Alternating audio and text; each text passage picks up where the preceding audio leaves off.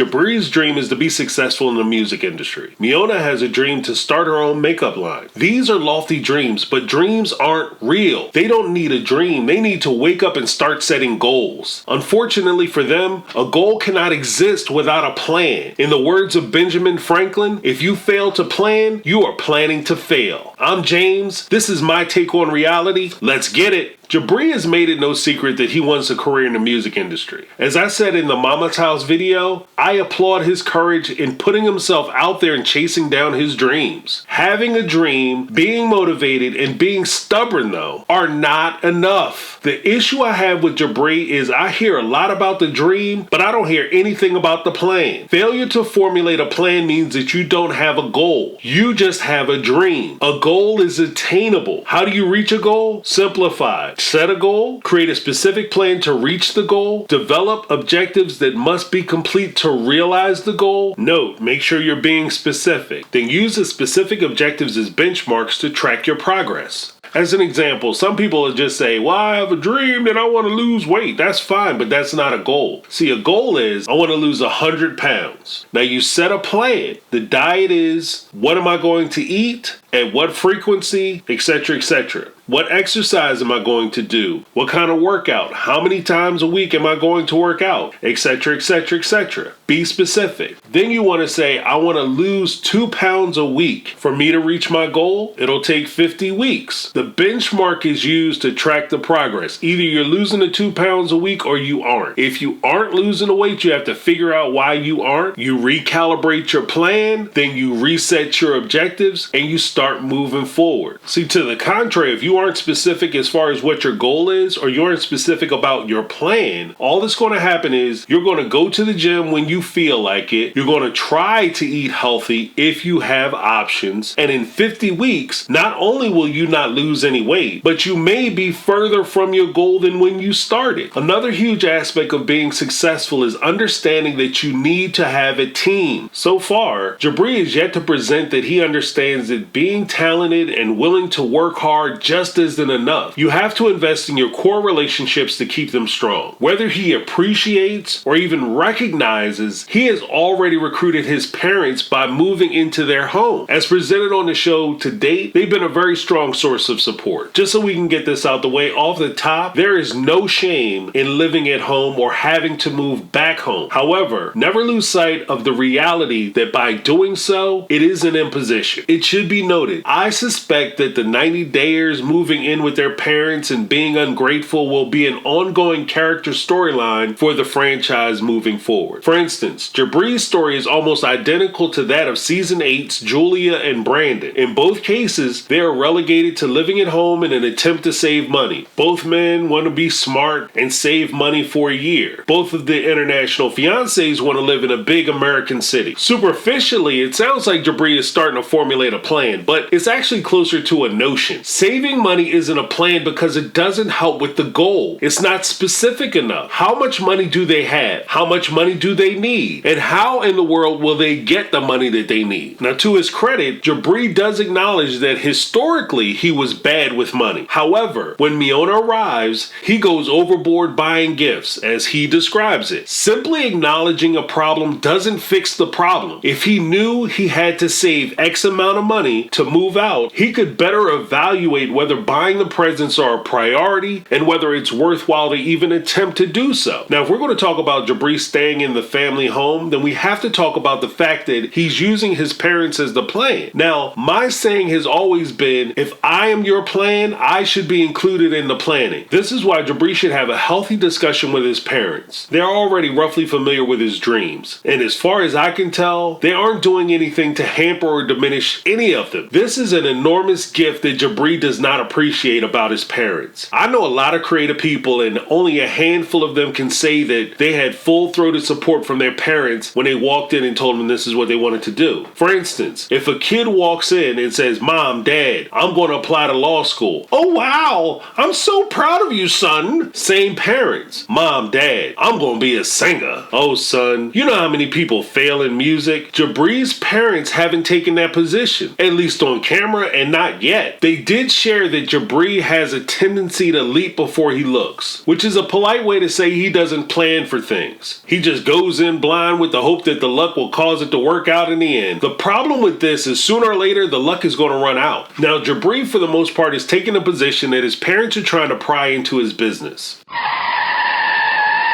If you live in their house, your business is their business. As mentioned, he's blessed that he has their support. However, at minimum, they would have a right to understand what Jibri's plan is so that they can get a timeline of how long he's going to be living in their home. Also, if Jibri and a stranger,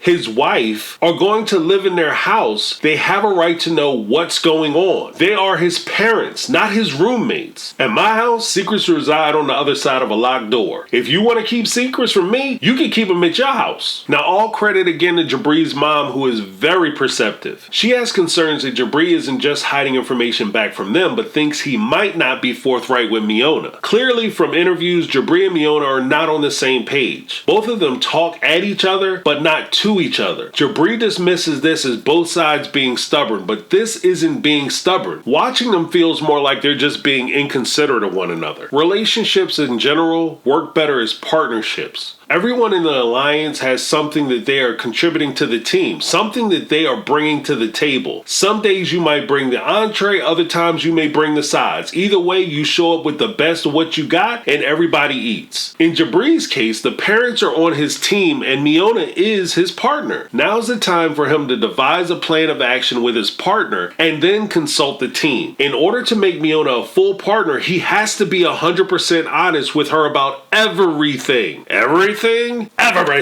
By doing this, he's not only empowering Miona because she can actively make decisions on things that affect her life, but she also gets to see how the sausage is being made. If she knows you need $10,000 in the bank to move to LA or New York, and she knows there's only $250 in the joint account, or as we say on the East Coast, $250. At that point, she understands the situation and can make an informed decision even about trivial things like going out shopping or getting her hair and nails done. On the other hand, if Jibri keeps it secret, not only will she not understand why she can't go out on a shopping spree, but why they are still living with his parents. This would be my recommendation if they were just living together. Now you throw on top of that the idea that they want to get married, that makes the situation way more serious. Marriage isn't just a social agreement. It is a legal contract. Essentially, it's the merger of two entities into one. When two businesses decide to merge, the first thing they do is crack open the books. Pepsi and Coke decide to form one company. They want to know about all the debt, liabilities, profits, projections, etc., etc., etc. You will never hear a CEO tell a merging CEO, "Why are you asking all these questions? They sound like worrying questions, not encouraging questions."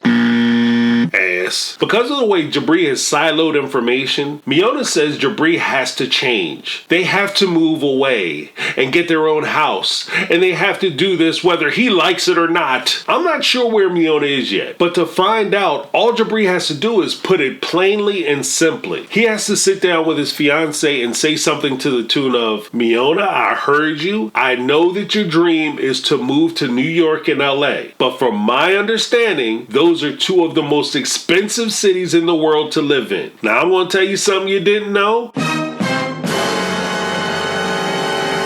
Babe, I'm broke." Now, if he tells her this and she still isn't listening, then he needs to reevaluate their relationship because the problems are much deeper than a place where you're staying. Now, in fairness, this requires a great deal of trust on Jibri's part. After hearing that he isn't financially situated to give her the life she wants and feels she deserves, she might decide to get up and leave. I'm here to say that's okay too. Rubber the road, give her the ability to make the informed decisions about her life because it can only make your lives together better moving forward. The reason people don't share their aspirations with those closest to them isn't because of fear that they might get put down or made fun of. It's the fear of accountability. If you tell somebody you are going to do something, you have to do it. Now I know somebody's going to argue, "Oh no, some people will try to tear your dreams down and destroy it from the inside out." Well, guess what, Playboy? I'm going to tell you right now, that person isn't on your team, so therefore they don't deserve that information. Easy fix. Now, if Jibri strengthened the lines of communication with his partner and his parents, he increases the likelihood that he will be able to successfully move out to a big city and continue his music career. Without making these changes, he's going to keep doing what he's been doing and keep getting what he's been getting. Previously, Jibri described both Miona and himself as being hustlers. Here's the thing. Never confuse activity with accomplishment. Don't run around hustle, hustle, hustle, spend, spend, spend. Set that goal for the money. Otherwise, you're going to make $5 and spend 10, and you're going to be no closer to moving out and going to LA and fulfilling the thing that you say you want to do. To the contrary, if his goals aren't clearly defined, understood, and agreed to by all parties, he will fail. And in doing so, his relationships with Miona and his parents may become casualties of that failure. I'm James. That's my take on reality. I'm out.